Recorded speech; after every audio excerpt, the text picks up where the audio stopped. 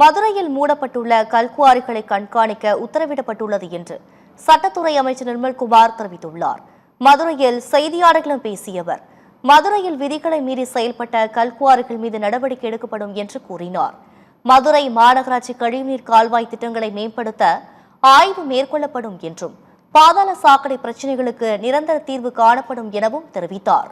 மேலும் மதுரை மாநகராட்சி ஊழல் புகார் தொடர்பாக தவறுகள் செய்தவர்கள் மீது நடவடிக்கை எடுக்கப்படும் எனவும் அமைச்சர் நிர்மல்குமார் குறிப்பிட்டுள்ளார்.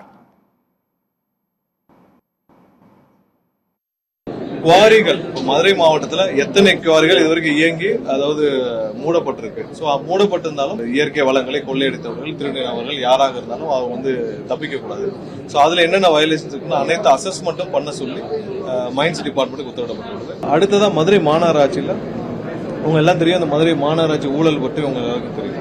ஸோ இதுல முழு அளவிலான ஒரு அசஸ்மெண்ட் செய்யப்பட்டு கண்டிப்பாக யார் யாரெல்லாம் வயலேஷன் இருந்தாங்களோ கடுமையான நடவடிக்கை எடுக்கப்படும். ஸோ முழு அளவிலான கம்ப்ளீட் அசஸ்மெண்ட் செய்யறதுக்கான வேலைகளை இன்று ஆலோசிச்சிருக்கிறோம்.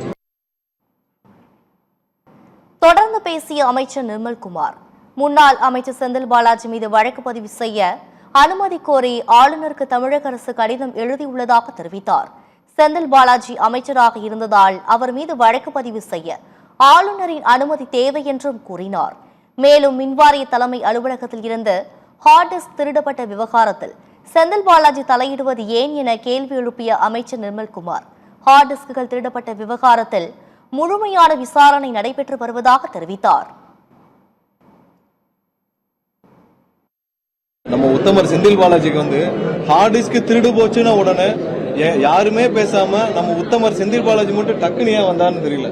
அவர் யாராவது கூப்பிட்டாங்களா, இல்ல செந்தில் பாலாஜி தான் திருடுனான்னு யாராவது சொன்னாங்களா, இல்ல செந்தில் பாலாஜி சொல்லி தான் யாராவது திருடுனாங்கன்னு சொன்னாங்களா?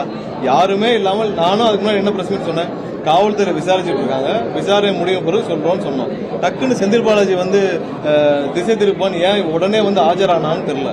உத்தமர் செந்தில் பாலாஜிக்கு முதல்ல என்ன நடந்துச்சுன்னு விசாரணை முடியட்டும், முடிஞ்ச பிறகு தெரியும்.